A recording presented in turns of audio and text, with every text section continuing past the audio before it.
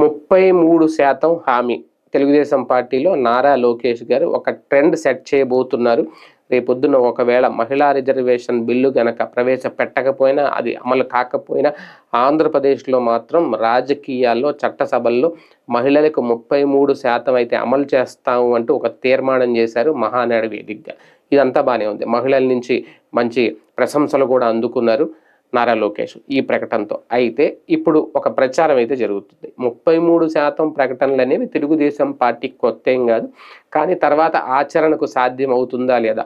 ఇక్కడ కనుక రేపొద్దున్న మహిళా రిజర్వేషన్ బిల్లు పట్టేస్తే ఓకే, అది కేంద్రమే ఇచ్చేస్తుంది కాబట్టి అదిగో నేను తీర్మానం చేశాను, కేంద్రం ఇచ్చేసింది, ఇచ్చిన మాట నిలబెట్టుకున్నాం అని చెప్పేస్తారు. ఆ క్రెడిట్ ముందుగానే ఒక కర్చీఫ్ వేసి ఉంచుకున్నారు. ఒకవేళ అది జరిగితే అయిపోద్ది. ఒకవేళ జరగకపోతే ఏం చేస్తారని చూడాలి. అయితే ఇక్కడ ప్రస్తావనకు వస్తున్న అంశం ఏంటి అంటే, గతంలో కూడా చంద్రబాబు నాయుడు గారు విపక్షంలో ఉన్నప్పుడు ఎన్నికల్లో బీసీలకి 33% టిక్కెట్లు ఇస్తాము అని చెప్పి ఒకసారి, దళితులకు 33% టిక్కెట్లకి ఇస్తామని మరోసారి, ఇలా వేరు సందర్భాల్లో వేరు వేదికల మీద మాట అయితే ఇచ్చారు అనేది ఇప్పుడు కొంతమంది గుర్తు చేసుకుంటున్నారు సోషల్ మీడియా వేదికగా.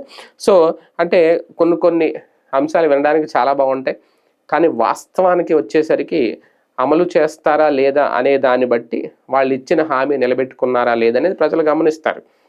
ఏదో హామీ ఇచ్చేసాం కదా, ప్రజలు పట్టించుకోరు, ఆ వేదిక మీద గూస్ బంప్స్ వచ్చేలాగా మాట్లాడేసాం, చప్పట్లు కొట్టించేసుకున్నాం అనుకుంటే తర్వాత దాన్ని అమలు చేయకపోతే ఖచ్చితంగా దాని ఎఫెక్ట్ ఎన్నికలు వచ్చినప్పుడు ఓటు వేసే సమయంలో ఖచ్చితంగా కనిపిస్తుంది.